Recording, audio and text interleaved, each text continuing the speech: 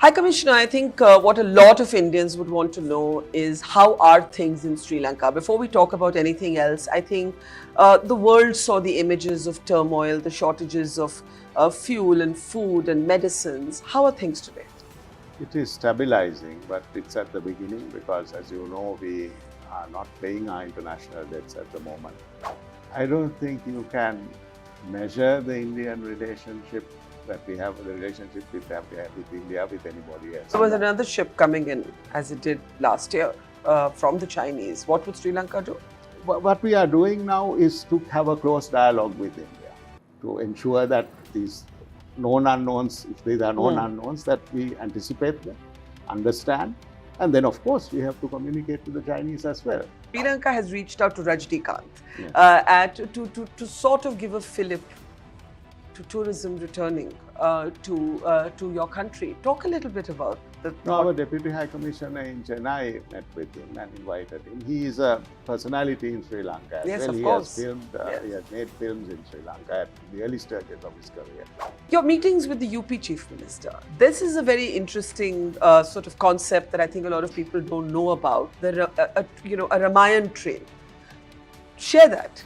Well, this was my second meeting with him. There was the agenda. There are several items on the agenda. First is the idea of a Ramayana Trail, because in Sri Lanka we have nearly 50 Ramayana sites. Ashoka Vatika is the most famous of them. So we would like to link UP with Sri Lanka in that context of that trail. Sri Lanka found itself in the middle of a domestic political squabble in India over the Adani port.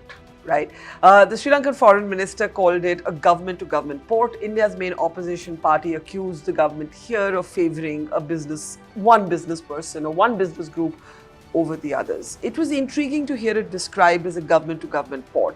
And then the Adani group has been, in the headlines for the wrong reasons, so to speak.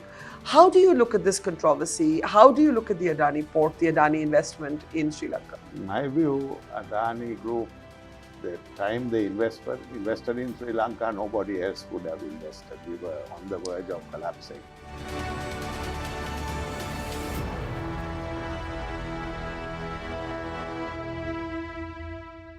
High Commissioner, I think what a lot of Indians would want to know is how are things in Sri Lanka? Before we talk about anything else, I think the world saw the images of turmoil, the shortages of fuel and food and medicines. How are things today?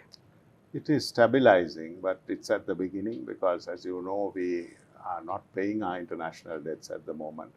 So we are restructuring our debts. We have restricted our imports. And we are now into an IMF program.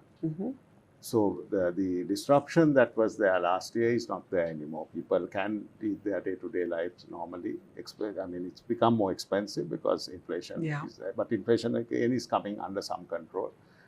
And there is a sense of stability. But I think the restructuring of our economy, the first phase, restructuring our debt, will be only done by the end of this year. And then we have to look forward from there. I mean, India played a tremendous role. We can discuss about it last year in helping in that. And just extended a credit line as well. Yes, just extended the credit line as well. Last year, up to $4 billion, India provided us with through different instruments. And that really was the difference between a uprising of the South we saw and actually blood being spilled because India backstopped that. So, I mean, we are always grateful to India for what the support we got from India. You know, the Indian Foreign Minister Jaishankar, in the context of Sri Lanka, recently said blood is thicker than water. But there's a sense in India that there is the Chinese factor to contend with.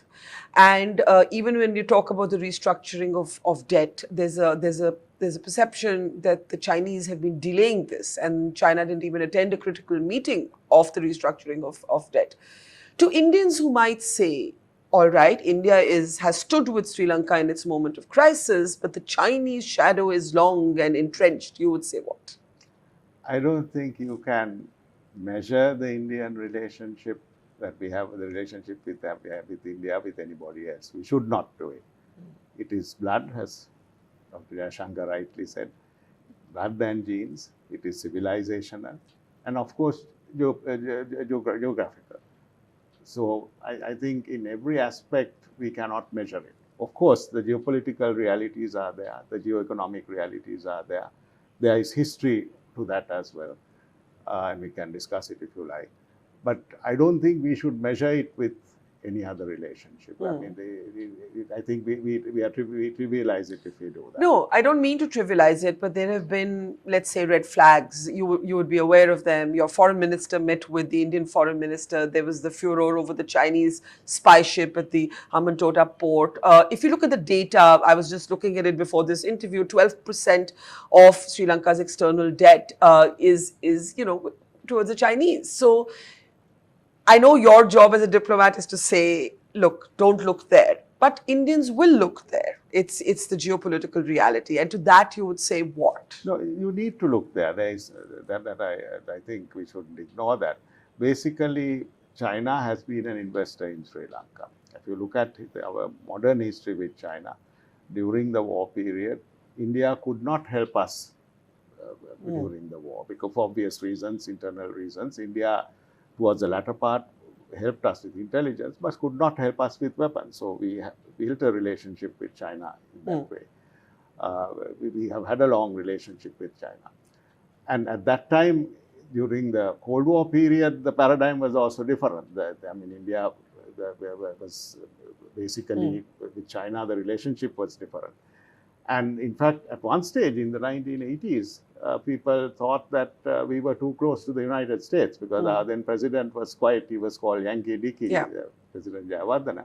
And there were tensions with India as a consequence of that geopolitical period. So now China is an investor, but equally the geopolitical realities are there. And on the security side, our decision is very clear. We work with India because we are basically part of the subcontinent. So how we handle that, how we change. Now you mentioned the ship, for example. Yes. Now these are new technologies. I mean, this ship was a tracking vessel. A spy ship. So it's a tracking vessel. Yeah. It can track a satellite, or it can track with a satellite, or track missiles. Now, the approval for that was given at the time our country was in crisis. And we found it difficult to change that decision after the approval was given. But moment that happened, we started discussions. Now, how do we avoid this in the future? There will be other, to quote, I guess, Donald Rumsfeld, known unknowns, unknown unknowns. There will be many more like this. Right. But what matters is the discussion. China has a footprint in Sri Lanka, no doubt. But we have to ensure that in no way does that affect India's security. And how do you ensure that? By close dialogue, understanding where Indian sensitivities are and where regional sensitivities are, and ensuring that we tackle them early, before the problems crop up. So it requires very close dialogue and above all trust. So my role is to try to build that trust. While, of course, we have now, last year we had a change, we had a dramatic change in presidents. But still we have to continue to. But if there was another ship coming in, as it did last year, from the Chinese, what would Sri Lanka do? What we are doing now is to have a close dialogue with India to ensure that these known unknowns, if these are known unknowns, that we anticipate them, understand, and then of course we have to communicate to the Chinese as well. This is a matter of trying to arrive at an equilibrium, I would use the word balance, in this new geopolitical context. Why do you think the Chinese are delaying the restructuring of debt that Sri Lanka has to do, that the IMF is calling on you to do? China, I think, has a bigger problem than just Sri Lanka. China has lent to many countries. They are lending to their own, with their own vision, because they do not want to fully, I think, recognize the Bretton Woods structure. So they are lending, they lent across the board. What they do in Sri Lanka will matter across the board.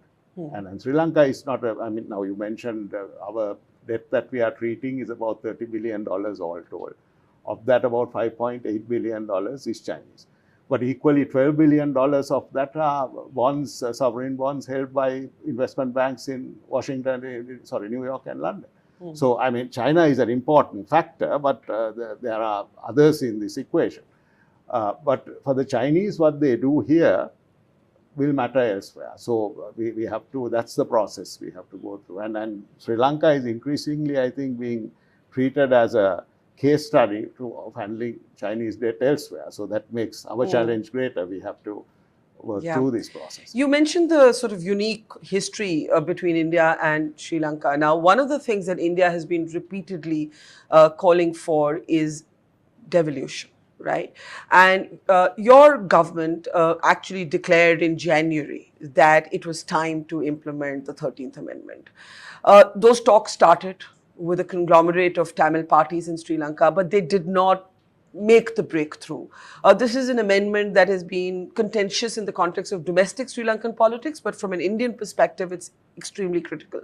Where does Sri Lanka stand right now? Has there been any concrete progress made on this? Officially, I mean, our president is consulting the Tamil parties. We have the provincial councils. He's discussing with the Tamil parties what kind of devolution is required and how to go about it, when to hold election. Those discussions are ongoing. Equally, his attention is focused on the economy, obviously, because without that we are not going to be able to do much more. But in my view, personally, we have to, we fought a 30-year war on this issue. For 75 years of independence, this issue has been there. Meanwhile, demographics also have changed. There are, by and large, more Tamils living outside the north and the east than, in fact, in the north and east. We need to find a solution. Devolution is part of the solution, but I think we need to maybe look at other options also. I mean, there are discussions of a second house, like a Senate, where you can have the all interest reflected. So there has to be a conversation, a discussion. The 13th Amendment, you don't think is the framework for a solution No, I anymore? think it is the framework. It is the basic framework. But I think when to ensure that there is more inclusiveness, one has to look at other aspects.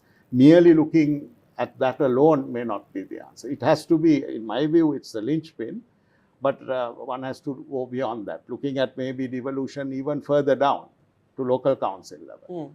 Because I think I'm a believer in that. I have argued that, and sometimes people say that I'm against the 13th Amendment. I know there's Yes. but what I've said is that alone is not enough. It is not going to solve everything.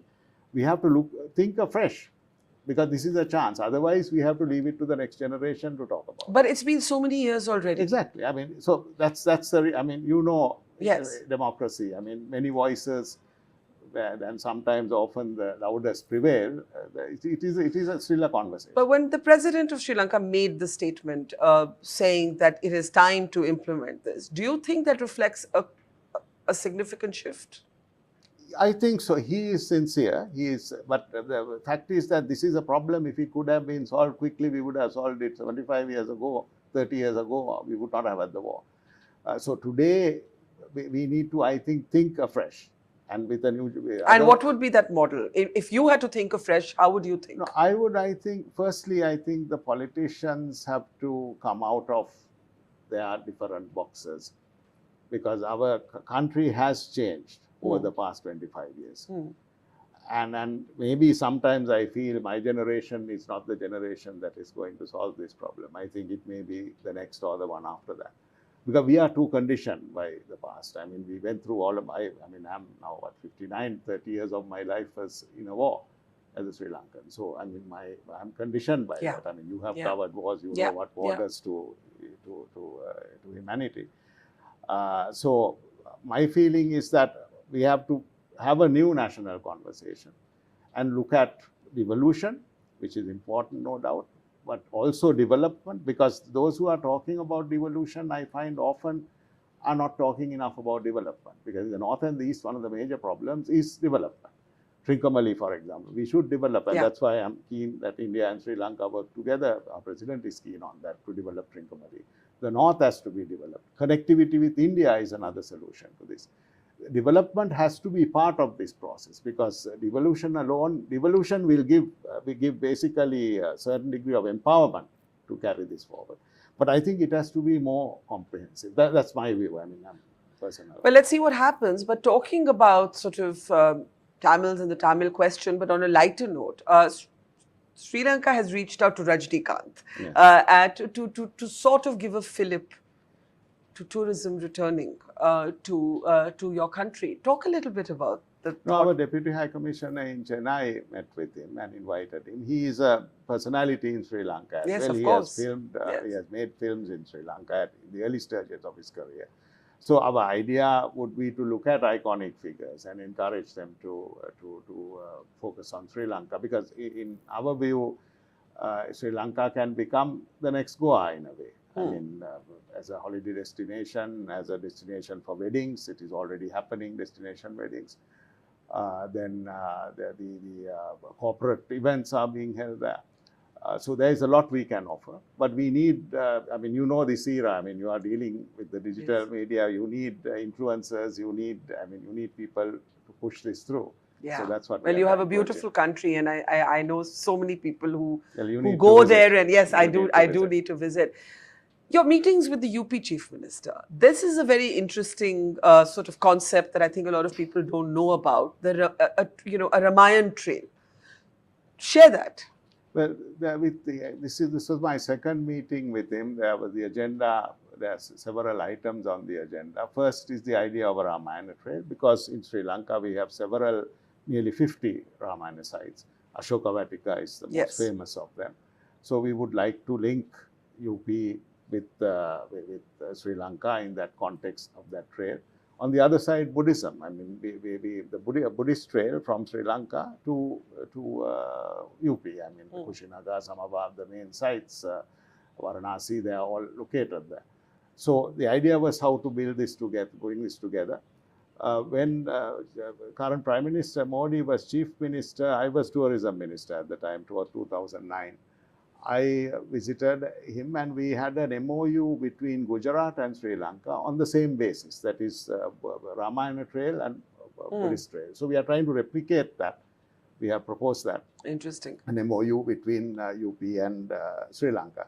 Symbolically, during that visit, this second visit, I presented him with two pictures. One of King Ashoka sending his son to Sri Lanka with the message of Buddhism. The other of King Ashoka sending his daughter with the botry, and also she began the order of bhikkhunis. Those two pictures we presented to him, and they will be placed in Varanasi airport. We already have similar pictures in Kushinagar. Interesting. So I presented it to him, and in addition, I presented him with a stone from Ashoka Vatika, because the stream near the Sitaman temple in Ashoka Vatika, which is famous in the context of Ramayana. We brought some stones, and one stone we presented to him, and a larger stone I presented about a year and a half ago to Ayodhya as well. Now, for me, the relationship, the civilization and relationship rests with two women, interestingly. One is Sita and the other is Sangamita. So I feel that that is something I would like to highlight in this whole link between the Ramayana and the Buddhist trail. Yes. Because two women and two unique women. I mean, so I think more work needs to be done on that. Because Sangamita's journey is important, because King Ashoka sent her, dispatched her, but she went of her own volition. Yeah. And it's, there must have been a lot of trust between King Ashoka and King Devanampiyathissa for that to happen, although they had apparently never met.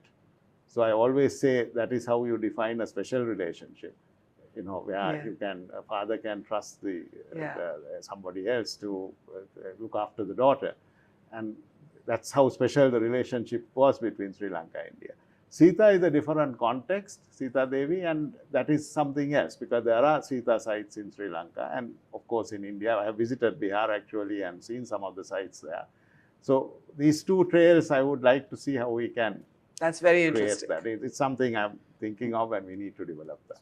Anyway, so the idea is to create this relationship, the civilizational bond. Yeah. Buddhism on one side and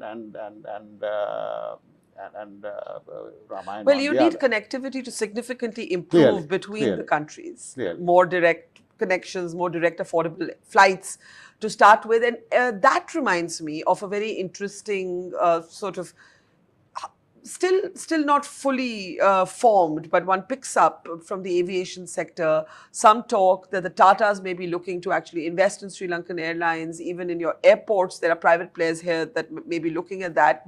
Can you share more information? So far, I mean, there are no names, frankly. I mean, no Yes. names to provide that way. I think the Sri Lanka government will be appointing the IFC, the International Finance Corporation, which is part of the World Bank Group, to begin the process of looking for partners for Sri Lankan Airlines. I mean, the airline is going to be privatized. It will be privatized, and so the IFC will, because it has to be obviously a transparent process. So the IFC will put that, they will start that work. I think for India, for us, a good partnership will be with an Indian airline, whichever that is. Equally, our airports, we should look at partnering as well. That could be another stage, because connectivity between India and Sri Lanka in every aspect. One is, I would say, people to people through aviation. We are now looking at electricity. We are about to sign an MOU. I hope within the next month and a half, we'll do that for a cable connection between India and Sri Lanka for electricity. We are also looking at an oil pipeline possibility to import oil to Trincomalee from India. This kind of integration will, I think, make your geopolitical concerns that you started this discussion with less consequential. Because once we integrate economically, you are growing at 7%. Our growth last 2 years together was negative 10%. Yeah. We are an $80 billion economy. You are a $3.5 trillion economy. You have 1.4 billion people. We have 22 million people. This will just go through. And maybe someday we could run a railway line from Colombo to get on a train in Colombo and get off in Delhi. Why not think of Why not? But talking about infrastructure, Sri Lanka found itself in the middle of a domestic political squabble in India over the Adani port. Right. The Sri Lankan foreign minister called it a government-to-government port. India's main opposition party accused the government here of favoring one business person or one business group over the others. It was intriguing to hear it described as a government-to-government port. And then the Adani group has been, in the headlines for the wrong reasons, so to speak. How do you look at this controversy? How do you look at the Adani port, the Adani investment in Sri Lanka? In my view, Adani group, the time they invested in Sri Lanka, nobody else would have invested. We were on the verge of collapsing. But there was a testimony before the Sri Lankan parliament by a Sri Lankan who later retracted, saying that President Rajapaksa said this was done under pressure and so on. Any large investment, you know it, here or anywhere else. I only can give facts like this. And I've said this in many forums, so maybe I'm repeating it. But 70% of our ports, Colombo ports business is transshipment. It's not 80%. 80% is transshipment. So only 20% comes into the country. 70% of that goes to India. So we are basically depending on India. That is what we are. Yeah. And that is why India is so sensitive when Chinese investment comes in as well, because obvious that I can't argue on that. Yeah. Of that 70%, 35% of the business goes to Adani's own ports. So for Adani to invest here, it's logical. It is for us a win-win. And that's what it is. And you look at, he has invested in Haifa port. I speak to the Israelis often. I mean, it has been a success story. So, I mean, the rest of it, frankly, I come from the private sector. I've been in business. This kind of criticism, I have faced transactions I have done in my private sector world. Let it go. I mean, the caravan will move on and let us see. So you're not bothered by the controversy? No, I'm not, because I think 5 years from now, we will see the difference. Because already, I think the construction of that terminal is going on. I've seen photographs of it. It's working through all this. And financing such a project is not easy with Sri Lanka now, because lenders are not quick to lend. So he himself will have to take some risks in that.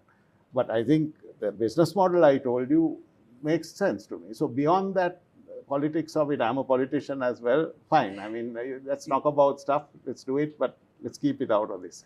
Let me end with a more philosophical question. The turbulent times that you saw your country go through, there are many sort of pundits and their reasons as to why it happened.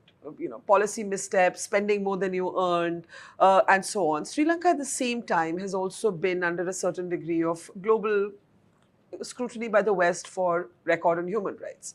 If you look back at the year that was, and you think there is a learning for your nation, what would that learning be?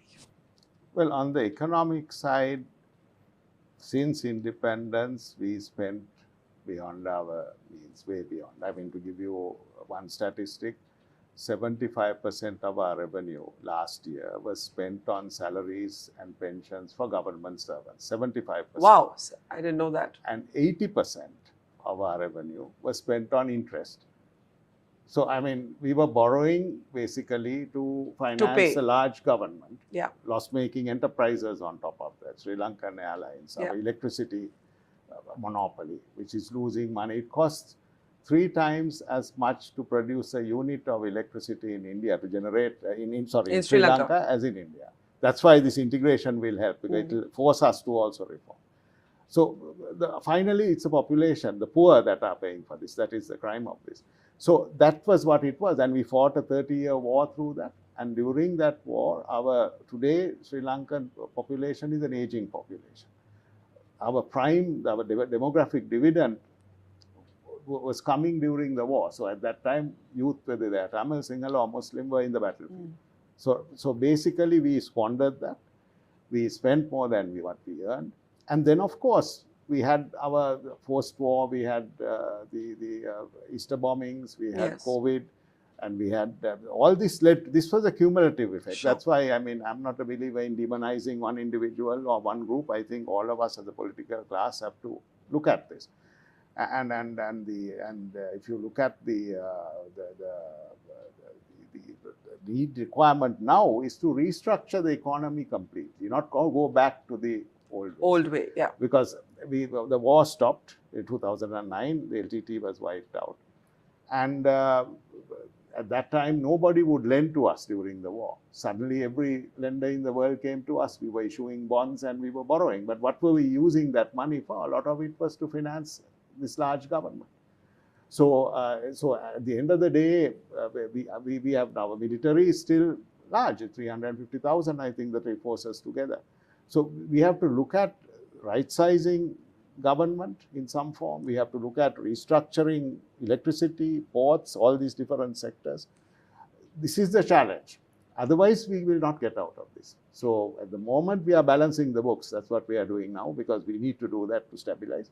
But we need to start the restructuring. But in that, I stress India is going to be extremely important, because if we cannot integrate with our economy, like what I mentioned in these different sectors, then we are not going to be able to move forward, because we have to grow fast. Because at the moment, what is happening, it's a global phenomenon, and I think the gap between the poor and the rich is increasing, and our middle classes have suffered. And if we do not handle that properly, there will be further social turmoil. And in democracies, as you know, these things get carried out in unexpected ways. So, I mean, I am optimistic, I think, but India is important in that journey. Well, I know all Indians wish Sri Lanka the best. I look forward to visiting very soon. High Commissioner, Thank pleasure. you very much. Thank you, sir. We started Mojo right here in this basement. Just 4 people, 4. And now we're about to hit our first 1 million subscribers. So this is to say thank you to all of you for your support, for your respect, and for your encouragement. We've always gone to where the story is. During the pandemic, when television's big anchors were hunkered down in their studios or at their homes, we hit the road. We traveled from Delhi to Kerala, covering 30,000 kilometers in a small car, reporting from inside ICUs and inside slum tenements. Whether it's flash floods or war zones, we've always put our boots on the ground. In fact, we're just back from Punjab, tailing the Khalistani fugitive Amritpal Singh.